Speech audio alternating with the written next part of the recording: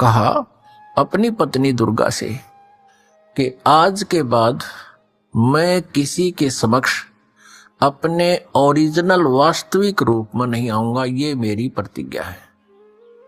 और आप जाओ नीचे इन लोकों में, 21 ब्रह्मांडों में, और संभालो सारी सृष्टि को। अब दुर्गा ने कहा कि ज्योति निरंजन, मैं तेरे बस पड़ गई हूं, अपने पैर पे मैंने आपको कुल्हाड़ा मार रखा है, कुल्हाड़ी मार ली, अब तू जैसे नाच नचाएगा मुझे नाचना पड़ेगा। एक बात बता, मैं स्त्री अकेली कैसे इतने लंबे चौड़े ब्रह्मांड को चलाऊंगी? आप मेरे साथ रहोगे तो मुझे सहयोग मिलेगा। तब उसने कहा कि मैं गुप्त रहूंगा, कभी किसी के समक्ष नहीं आऊंगा, अपनी योग माया से छुपा रहूंगा, लेकिन मैं तेरा सहयोग पल पल पर देता रहूंगा। तू तो केवल निमित्त मात्र होगी, जो भी कुछ करूंगा मैं अपना आप करूंगा, मेरे कर्म अलौकिक होंगे। इतना कहकर दुर्गा को इन तीनों पुत्रों के पास भेज दिया। दुर्गा ने इन तीनों को सचेत किया, एक स्थान पर इकट्ठा कर दिया प्रेरणा कर करके।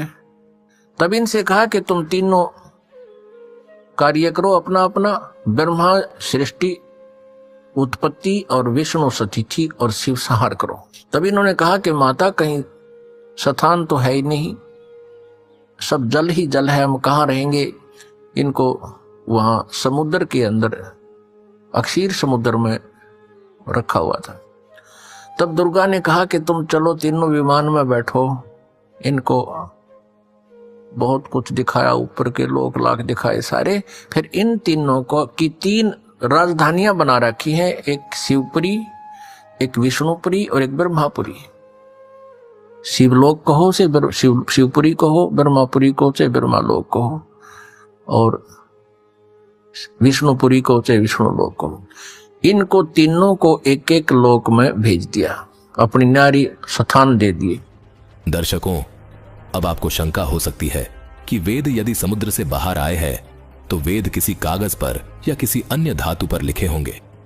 यदि वो समुद्र में थे तो गले क्यों नहीं? वेद कैसे सुरक्षित रहे? दर्शकों, आपको बता दें कि परमात्मा जो चाहे वो कर सकता है। जैसे भक्त प्रहलाद अग्नि में बैठकर भी नहीं जला, वही अग्नि सभी को जला देती है। मीराबाई को जबरदस्ती जहर पिलाया गया, लेकिन वो नहीं मरी। यदि वही जहर किसी अन्य व्यक्ति को पिलाया जाता तो वो तुरंत मृत्यु को प्राप्त हो जाता। ऐसे बहुत से प्रमाण हैं।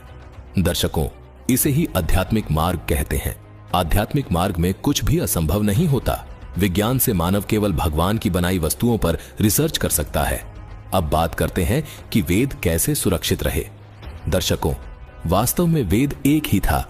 बाद में, यानी आज से लगभग 5600 वर्ष पहले, इस कलयुग की शुरुआत में और द्वापर के अंत में वेद व्यास जी ने इनको 4 भागों में विभाजित कर दिया, जो आज हमारे पास विद्यमान है। इसलिए ही वेद को 4 वेद कहा जाता है। जब वेद एक था तब भी वेद में यही ज्ञान था, और जब यही एक वेद 4 भागों में विभाजित हुआ तब भी वेदों में वही ज्ञान है। सागर मंथन के दौरान काल ब्रह्म ने वेद समुद्र में छुपा दिए थे।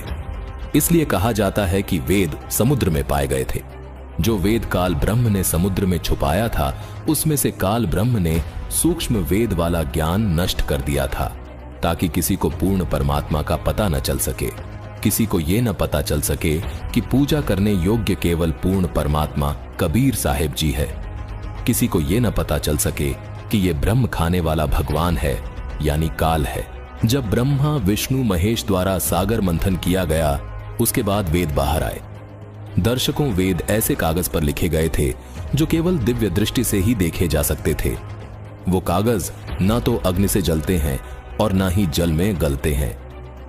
ब्रह्मा विष्णु महेश और देवी दुर्गा, यानी इन तीनों की माता की दिव्य दृष्टि काल ब्रह्म, यानी इन तीनों के पिता ने खोल दी थी, जिस कारण से उनको वह वेद दिखाई दिए। देवी दुर्गा ने वेद ब्रह्मा जी को दिए। ब्रह्मा जी ने उनको पढ़ा और पढ़कर ऋषियों को सुनाया, क्योंकि ऋषियों को दिव्य दृष्टि प्राप्त नहीं थी। ब्रह्मा जी ने ऋषियों को अपनी दिव्य दृष्टि से देख देख कर, पढ़ पढ़ कर ज्यों का त्यों सुनाया। ऋषि इतने बुद्धिमान थे कि उन्होंने वेदों को बार बार सुनकर कंठस्थ याद कर लिया। जिस भी ऋषि ने चारों वेदों को कंठस्थ याद किया वो चतुर्वेदी कहलाया। जिसने 3 वेदों को कंठस्थ याद किया वो त्रिवेदी कहलाया। जिसने 2 वेदों को कंठस्थ याद किया वो द्विवेदी कहलाया। आगे यही ऋषि वेदों को बोल बोल कर एक दूसरे को सुनाते रहे। कुछ समय बाद सभी ऋषि डगमग हो गए, जिस कारण से लोगों को वेद ज्ञान याद रहना भी बंद हो गया, जिस वजह से वेद ज्ञान तकरीबन खत्म हो गया। 5600 वर्ष पहले यानी कलयुग की शुरुआत में और द्वापर के अंत में व्यास जी को दिव्य दृष्टि प्रदान की गई। वेद व्यास जी ने इनको ताड़ के पत्तों पर लिखा और 4 भागों में बांट दिया। 18 पुराण भी श्री व्यास जी ने लिखे। आगे चलकर फिर वेदों और पुराणों को कागज पर उतारा गया, जो आज हमारे पास उपलब्ध है, यानी हमारे हाथों में है। आप विचार कीजिए, जैसे श्री रामचरितमानस यानी रामायण त्रेता के अंत में हुई थी, उसके कई लाख वर्ष पहले यानी 7-8 लाख वर्ष पहले घटी घटना रामायण को श्री तुलसीदास जी ने अपनी दिव्य दृष्टि से सारी व्यवस्था जो चल रही थी उसको वीडियो की तरह देखकर अपने शब्दों में लिख दिया, जो आज सभी को मान्य है। पूरा हिंदू समाज उसी पर आधारित है।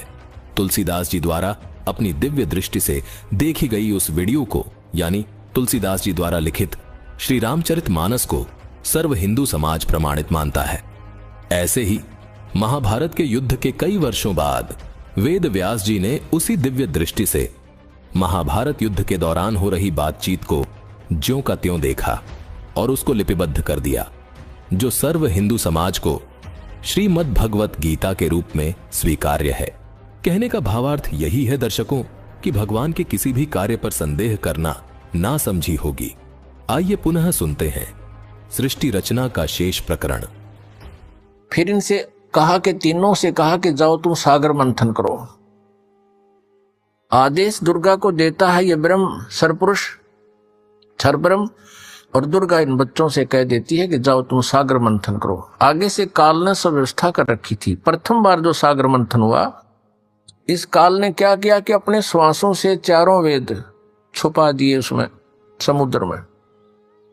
सागर मंथन करने से वो 4 वेद बाहर आए, लिपिबद्ध हुए वे।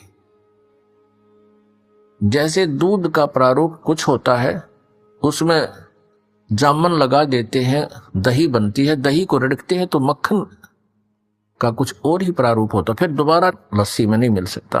तो इस प्रकार वो 4 वेद अपने आप बहुत सुंदर कमल के फूलों पर रखे हुए आए। ब्रह्मा ने 4 उठा लिए। अब वो वेद लेकर आए तो दुर्गा ने आकाशवाणी काल ने बता दिया था कि ब्रह्मा को कहो ये वेद पढ़े और मैं उसको अंदर से प्रेरणा कर करके कुछ अर्थ बताऊंगा। तो ब्रह्मा ने उससे पहले, ब्रह्मा और विष्णु और शिव वेद पढ़ने से पहले तीनों दुर्गा से पूछा करते थे कि माता हमारा पिता कौन है। दुर्गा को काल ने मना कर दिया था कि तुम मेरा भेद नहीं बताओगी। उसी समय ये कह दिया था कि तुम मेरे बारे में किसी को नहीं बताएगी, नहीं तो तेरी खैर नहीं है। अब उस काल के डर से, ज्योति निरंजन क्षर पुरुष के डर से दुर्गा ने सब भेद गुप्त रखा। अपने पुत्रों को बताया, बेटा तुम्हारा कोई पिता नहीं, मैं ही तुम्हारी माता हूं, मैं ही तुम्हारा पिता हूं, मैं ही सारी सृष्टि की रचनहार हूं। तो बच्चों ने मान लिया जैसे मां बताती है। जब ब्रह्मा जी ने वेदों को पढ़ा, उसमें देखा कि सृष्टि रचनहार तो कोई और है, वो परम अक्षर ब्रह्म है। ब्रह्मा ने पूछा, माता ये वेद कैसे मिले हमारे को? दुर्गा ने कहा, ये भगवान ने दिए हैं भाई, ये गॉड गिवन है। अच्छा, तो फिर ब्रह्मा ने कहा, माता वेदों में लिखा है कि परमात्मा साकार है, मनुष्य सदृश है, सह शरीर है, और आप कह रही हो कि तुम्हारा कोई पिता नहीं। वेदों में लिखा है कि उसी ने सबको, सबकी रचना की है, सबका रचनहार है, कुल का मालिक है। तो अब वेद झूठे नहीं हो सकते क्योंकि गॉड गिवन बता रही आप। अब दुर्गा फंस गई। अपने आत्मा कितनी झूठ बोल ले, सच्चाई ऊपर आए बिना रहा नहीं करती। कहते हैं चोर चुरावे तुमड़ी गाड्डे पानी में, वह गाड्डे वह ऊपर आवे, में सच्चाई छनी नहीं। फिर दुर्गा ने कहा, बेटा बात सुनो, वो निराकार है, वो किसी को दिखाई नहीं देगा, और क्यों व्यर्थ प्रयत्न करते हो, वो निराकार है। अब ब्रह्मा ने कहा, माता अब आपकी बातों पर मुझे अविश्वास हो गया। पहले तो मैं आपकी प्रत्येक बात को शिरोधार्य करता था, सत्य मानता था, लेकिन आज आपकी बात में फर्क पड़ गया। अब मैं नहीं मानूंगा आपसे, मुझे परमात्मा चाहिए, क्योंकि ये आत्मा जब से उस परमेश्वर से बिछड़ी है तभी से उसका अभाव महसूस कर रही है, और उसी समय से खोज में लग गई। यहां हम आगे जहां हम उसको जिस विधि से खोजना चाहते हैं वो मिल नहीं सकता, क्योंकि चारों वेदों में केवल ब्रह्म तक के